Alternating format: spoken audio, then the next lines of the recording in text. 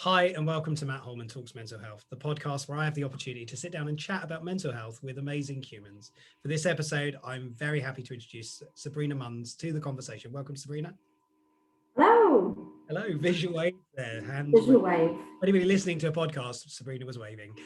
So there we go. Just brief introduction to Sabrina, and then I'll let you do your own. Let people know who you are, what you're doing. But we met a few years ago, actually, on a mental health training course. It was just great to sort of stay in touch. And Sabrina moved on roles since that training, the original training, and I've worked with you again, which has been lovely. So opportunities to sit down and talk about podcasts. I'll accept conversations with everybody, of course. And Sabrina was a willing participant to sit down and tell us her story as well. So it's just lovely to see you again, Sabrina. Likewise. Hearing your story. So yeah, just a quick introduction from you, if that's okay. Yeah, sure thing. So as Matt said, we met when I was at Capita. I'm currently very proud to be the People and Performance Director for a fabulous HR technology company called eDays. And yeah, really interested to delve a bit deeper today and share some of my story, which is, definitely, like all of us, been a journey. So excited to share some of the highlights. Oh, brilliant. No, I really appreciate that. And I'm sure everybody listening is really intrigued to know more about it. And from your perspective as well, because, role looking after people and sort of from a traditionalist, I guess, HR, we would determine that to be. We'll talk about that a little bit later. Okay. With mental health. Your story, go ahead, you tell it, you tell us what you want to share. Awesome. Okay, no pressure now then. Spotlight is firmly on.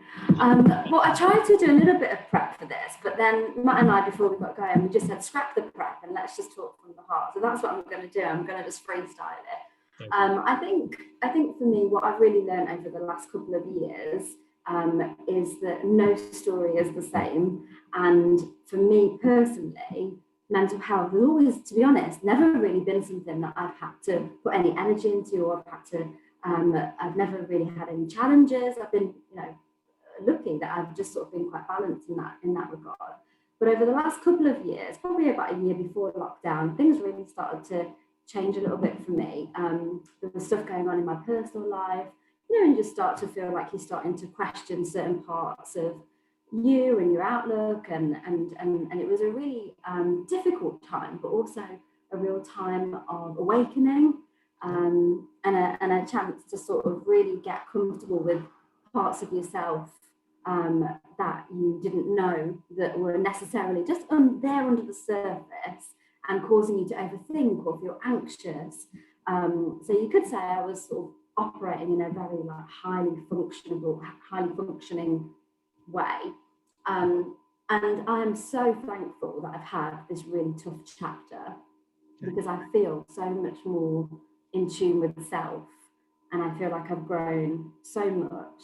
But yeah, it's been at times a little bit dark, or a little bit scary actually, to realize that those parts of you are there that you didn't recognize before. So yeah, it's been an evolution, definitely. Interesting. And I want to delve a bit deeper into these as well. You've made some really interesting comments in there. And then, this last 2 years, of course, has been an evolution of you in understanding mental health. Just going back to before those 2 years, if that's okay with you, of course, it's an invitation for you to share. What about mental health in the past? What was your attitude towards it? What would you have been thinking around sort of people who were struggling, or you define what that means? Yeah, I definitely, from a personal perspective, I definitely was the sort in the camp of let's crack on, let's dust ourselves down, the show must go on. Let's not spend too much time dwelling or moping. Let's just get on with it. To other people, I hope that I've been much more empathetic than I have to myself.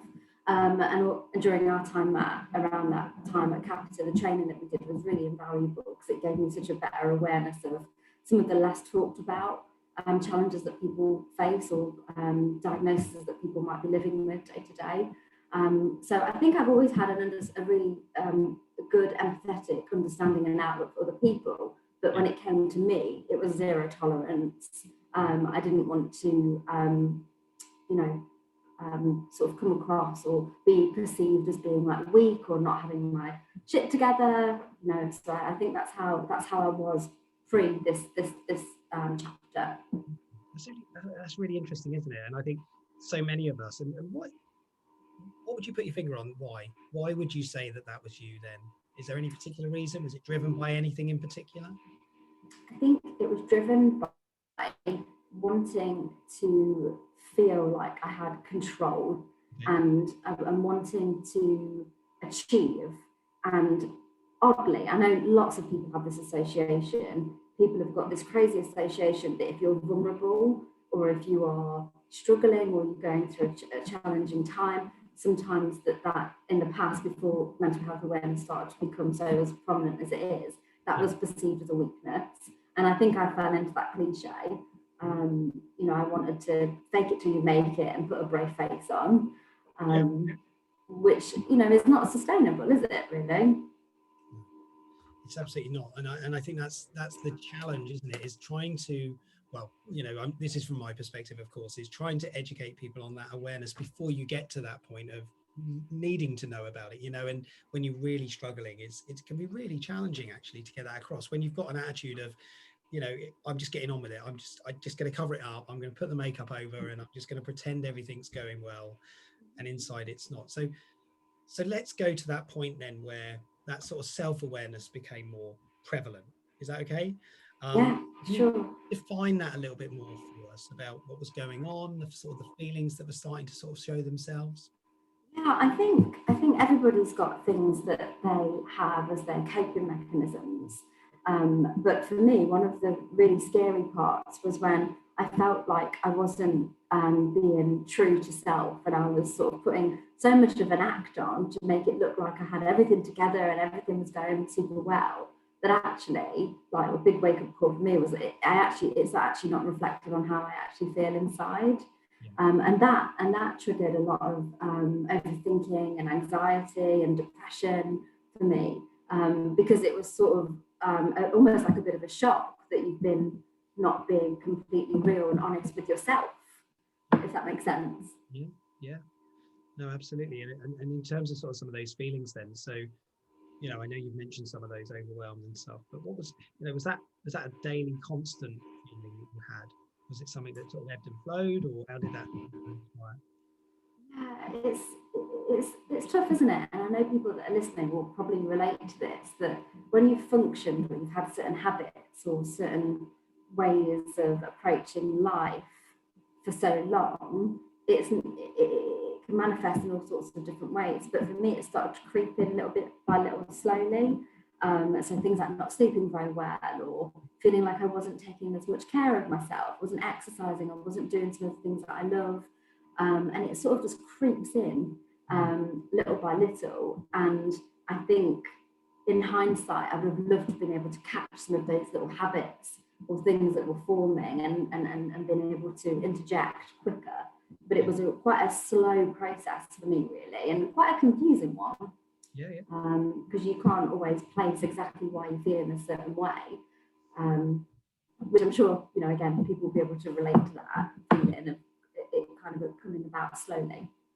It's so fascinating, and that self-awareness element only comes after normally. Once you've had the education, it's like a life lesson you've learned means that I've got an awareness of what it means, which gives you greater empathy, of course, to others who are struggling with the same challenges. And so at what point was low? What was the lowest point then, Sabrina? Can you talk about that?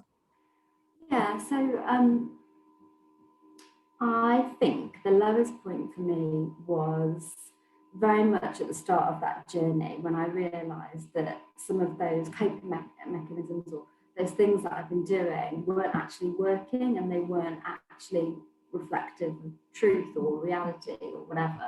And that was a massive shock. And I think that was a real dip in the journey for me, because it was trying to kind of continue being the person that people expected, but also having to be really honest and soul search, internally on why you've been acting that way. So I think that start of that process was quite a shock. It was a bit of a soul shock, if you like, and therefore my mental health just plummeted, to be honest. So I think that was a particular low point. And I'm not ashamed to, share that some of the things that triggered that were stuff that I just thought that I'd dealt with, that it was, and I think that's the thing. People think that when I've spoken to people about mental health and the continuum and stuff, I think people think that there's got to be like a specific event today that's got to trigger it, but actually it can be stuff that you've had in your vault. You've had in your vault for so long, and then all of a sudden it's been triggered, it's been brought into your current space, and you've got to navigate that. And I think that's what happened to me, to be honest, Matt. There was unresolved stuff about me that I wanted to delve into, and that I've really had to come to terms with. So, for example, being biracial is a really important part of my identity, but also all at once it's something that I don't identify with at all. And so that I didn't realise that was contributing to my feeling out of sorts and not feeling like me. And I now would describe myself as racially non-binary, which is not a term that we use broadly, but it's how I would describe it. So that they're the sort of things that kind of can creep in and impact how you're feeling when you've been operating in a certain way for so long. Does that make sense? Yeah, it does, absolutely. Yeah, and so just can I just touch on that point you just shared there? Sure. I think it's really useful for those people who are listening, of course, and being biracial, as you've determined it to be originally, of course, what sort of impact would that have had in terms of your feelings and thoughts and everything else? Can you define those a little bit better, a little bit more? Yeah, I think you just feel like you're disconnected to self. Okay. Yeah. So when you're having a spell of feeling depressed or anxious, sometimes people feel like they're not in control of their own thoughts or emotions, and that's how I felt in regards to the racial piece I just described. It being disconnected to you, and therefore if you're not in control, it can be the catalyst for your mental health sliding. Okay, no, I appreciate that. Thank you. Really insightful stuff as well. And so something changed, something clicked, something moved from like those struggles, those dark or deeper spaces, those spaces that were more challenging. What happened? How did that change? I think I realised that all of the things that make me me and all the things that make somebody unique and brilliant aren't defined by those labels. Yeah. And they're not defined on your gender, your race, your upbringing, whether you've got an ongoing mental health condition or not. And I really started to rediscover the beauty of that, and almost develop a new sense of self-love and sort of be excited to start discovering that as well. And I think if that hadn't have happened, it's crazy to think that I might have been living in like almost a place that I would have never had the opportunity to unearth that. And that's not living, that's not life. So it feels amazing when that moment started to click of, if I take away those labels, how can I actually reconnect with self in a whole new different way? So, yeah, such a fascinating perspective. Again, it really is. It's that, isn't it? We define labels around mental health, and I don't like that because it's not what it's all about. It's good to have a diagnosis or something that can be treated or supported, and definitely have that. But you're not defined by that label. That's the key, isn't it? And I always think of this conversation of the person is still there. The illness is an illness, and that's what it is, and it's taking away the illness from the person rather than trying to make the illness part of the person. That's critical in that, isn't it? What about people around you? So let's talk about that a little bit. So people around you, did anybody notice? Did anybody say anything? Did people just sort of turn a blind eye? How did that happen for you? Interesting question, because I know that I'm super lucky to have lots of people that care. But I think when you are so well, good, you're gifted at crafting that, what you want people to see, it's hard for people to support you, because they just think that, are you all right? How are you doing? And if you say yes, they think that you are. So I do think people notice, but not really in any depth. I think it was more of a silent, individual, quite personal journey. Yeah. And I've been really lucky to have a very few people that have been quite pivotal in that transformation. But not more broadly. I wouldn't say people at work or people in generally in friendship circles would have latched on to that happening. So you obviously did a very good job to mask all of these feelings and things that were going on for you. Well, yeah. And the question is that a good or a bad thing? Because we want to be able to share, don't we? We want to seek out support when we need it. Yeah. And you're absolutely, you know, in that, yeah, it's just one of those challenges, isn't it? And that's what many people today are going through, you know, that all those things are inside going on, and yet, you know, we chuck this professional persona Face. yeah, you know, and it's not even just professional though, is it then? Because it's also the real, you know, are you being really you? Are you being the real you? And, you know, we talked about that before we recorded, didn't we? About, you know, for so many years, I wasn't allowed to be me because I didn't feel it was appropriate to be the real me. And yeah, it's a fascinating thought as well. It's super fascinating. So your 2-year journey, I love this. You know, I really do love this story that you're telling, and the way that you're sharing so much. And thank you for sharing so much. You know, this last 2 years, then. So the awareness of the awakening, the change. So what have you changed in your life that's important in that conversation or that thought line? What's been the biggest things? I think you just hit the nail on the head there about being real. Yeah. So I'm not having this conversation with you now thinking, who's going to see this? Who's going to view me differently? Are they going to think this about me? I feel totally at peace with being able to share this as my truth and being completely authentic and real, which feels great. I think the other thing that's changed is that I've started to do things that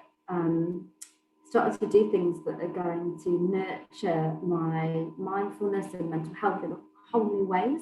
So I've actually, hot off the press, got a flute. Oh, wow. Okay. I mean, I was going to bring it for this part. All I can do is sort of go, and then that's over. But that's how you start, right? That's how you start. Yeah, but there's things to just keep the soul and your spirit balanced and happy, and channel your energy into different things instead of, you know, I think it's a really powerful thing to be a deep thinker. So anyone that does overthink, it's not necessarily a weakness, but you've got to be able to channel it into the right stuff.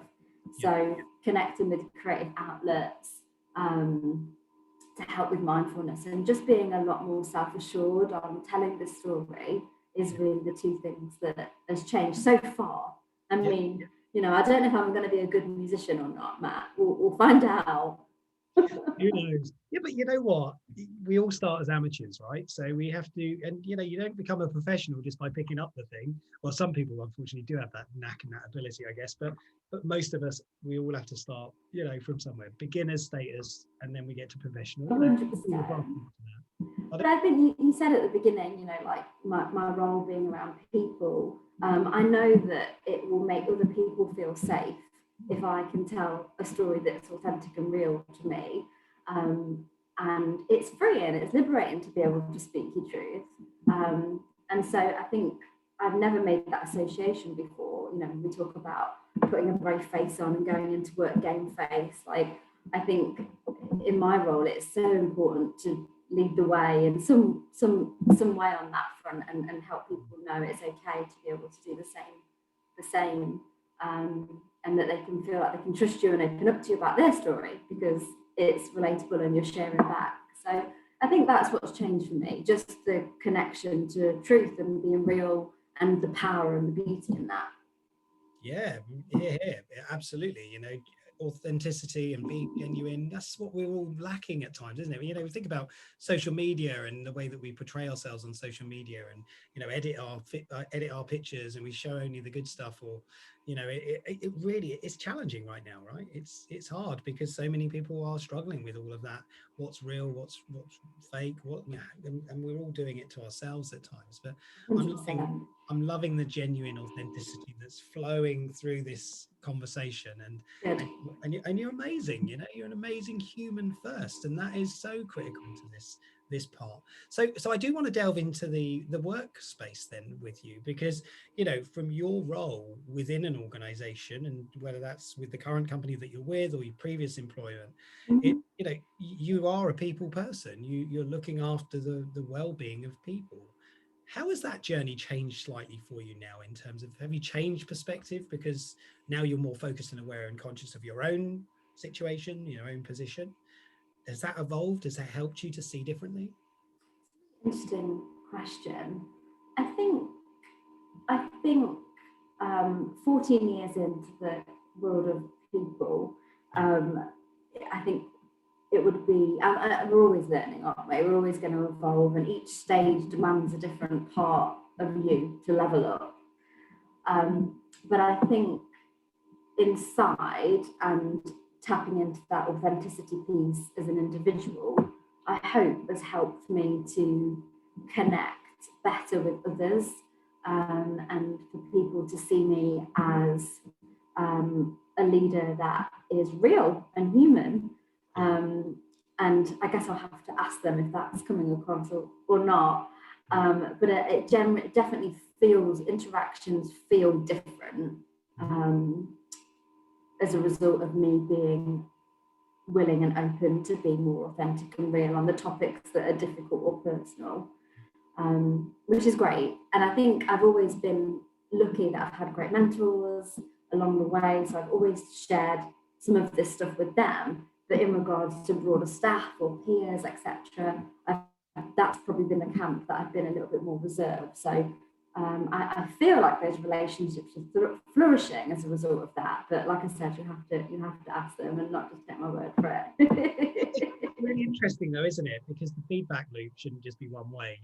It has to be that sort of 360 degrees, doesn't it? So if any of your colleagues from eDays are listening to this podcast, and I hope they are, I hope they're all listening to an amazing your story is just incredible, of course, is recognize that you're able to go to Sabrina and say, if it's not the way that you feel, if you do have a different perspective, because that's what this is about, actually, two-way conversations, but listening to the conversations is critical. And that's what we need to make sure everybody is engaging in, is conversations that mean I'm actually taking an interest, I'm listening to what you're saying, and I hear you, and ultimately I feel your pain when you're struggling so that I can help you. And that's what empathy is all about, and having the ability to do that's amazing. And you're right, authenticity has to start. And I agonize over this thought with people at senior levels within businesses, because lots of people aren't willing to share because they're in a position that says, oh my God, if I tell people that I've struggled, they're going to look at me and think, oh my God, this person's going to be out of control, they're not going to be able to cope, they're not going to be able to manage. So untrue, do you think?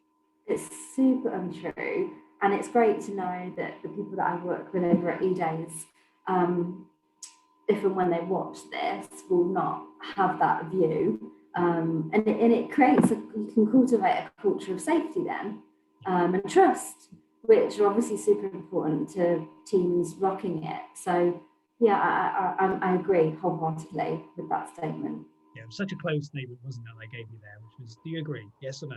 And it was a very close question. Yeah, I really like it. Yeah, I should be better at this by now. 8 episodes in, and you think we'd be doing this right. Hey, there's an appropriate time for a closed question, Matt. You've got to mix it up to facilitate the conversation the right way. I'm picking up what you're putting down. Yeah, brilliant. Oh, thank you so much. I appreciate that. So let's sort of move forward then to the future. So what, where are you heading? What are you thinking? What would you like to be doing? Go on, go with that, run with that, and think about your future. Question. You didn't prep me for that one. It's like a proper delve in, it's like the future. First challenge is to lose all my lockdown indulgences. No, I'm just kidding. I think for me, I just really want to keep that growth mindset going, and I don't ever want to get to a place again where I'm not able to see self in the right way and in that authentic way. So I feel like continuing to be connected to who I am at different stages in the journey, which is going to change and evolve, good, bad, and ugly, and just continue to develop that part of me. Yep. And also I'd quite like to do more on the whole topic of being racial non-binary. And I'm not saying that to be offensive to anyone that might use that term already or might not understand it yet, but I feel like it's not very discussed. We talk a lot about other labels and other ways that people identify, etc., but we don't really do a lot on that topic. And I think it would be great to connect with people that share those journeys and stories and challenges to maybe inspire or help or, you know, support some of that, get to a bit more of a broader place of awareness, which is, you know, something that I'm plotting in the background. Yeah, always be plotting, right? Always be plotting, planning and preparing. That's the most important thing. Absolutely. You don't know what tomorrow is going to be, yet we can sort of, you know, prepare our stalls out for what we want. But, you know, learning the flute is one, of course, for the future, you know, so when we come back together in a year or so, you'll be an expert in the flute, hopefully. That's the plan, right? So we are coming towards the end of this session, this conversation, and we've got a few moments sort of for you to share final thoughts, wisdom, words, and everything else. Sabrina, I always knew it would be a great conversation. I love talking to you anyway whenever we've had the opportunity to do so, of course. So huge thank you from my part first. I'll do some more thank yous in a little while. But any final thoughts, words you want to share, hope that you want to put out there for anybody? I think that it's really refreshing to have a real conversation with a fellow real person and a real human. And exactly. And that is one of my mantras moving forward and at present, you know, that we've got to be real, we've got to be true to self, even when it feels difficult to rip that plaster off. But the freedom that it brings once you've done that is amazing. So I really appreciate the opportunity to be able to waffle on at you for the last 30 minutes. And share with you some of these highlights. And if anyone is intrigued or wants to have a chat about some of the racial points I've made that link to how I've navigated my mental health, I'm super open. But yeah, thanks for having me. Oh, it's always a pleasure. You know, I love these conversations. It's just so nice. It's just refreshing to sit back and listen to others talking about their stories. And I really do mean that. And, you know, I say that. Of course, I say that to everybody when they tell me these stories, but the reality is it's so different. Everyone's unique. And you said it early on, you know, we're all different on a different journey with different experiences. We get one life to do, you know, all of this. And we need to make sure that we're maximizing our opportunities, our experiences. And I find that absolutely fascinating. Your story is absolutely, you know, it's been fascinating to listen to. And I'm really looking forward to listening to it back again, but listening to your approach to life now versus what it was like previously, understanding more about your motivations, and that is what this is about. It's understanding the why. You know, we can see what you do today and we can assume you do a great job because, you know, this is what I think you're doing, but why do you do that? Why do you do? And that's what the purpose of this podcast is all about, and I just genuinely just love it. So I'm going to keep doing it. Thank you so much for your help, your support, your conversation, your journey. Keep going. You're doing an amazing job. You are an incredible human. As I always do at the end of these, just in case anybody is struggling with anything, if you know, resonate with any of the stories that Sabrina shared, if you've got any challenges or questions or comments or whatever it might be, you can always reach out to both of us. So Sabrina is accessible. That's the idea of this. You can reach out and have a chat if you need to, if you've got any questions. Of course, you can contact me as well if you need to ask anything. And people do, by the way, just so you know, just to give you validation of that thought. But if you are struggling right now, if you are feeling low, worried, concerned, anxious, depressed, or whatever it might be, please do know there are always people out there that you can talk to. Samaritans is an organization that exists today to have those conversations in a safe space, so please feel free to reach out. 116-123. As I always say, if you're not into your phone calls and picking up the phone, you can always text to SHELF 85258. So please know, and there are many other organizations out there, of course, as well. So that's it. We are done, Sabrina. It is just been an absolute pleasure. I want to wish you all the very best for the future. Good luck with everything. All the best to all of you and your colleagues at eDays, and wishing you all the very best. Take care. Thanks, Matt. You're welcome.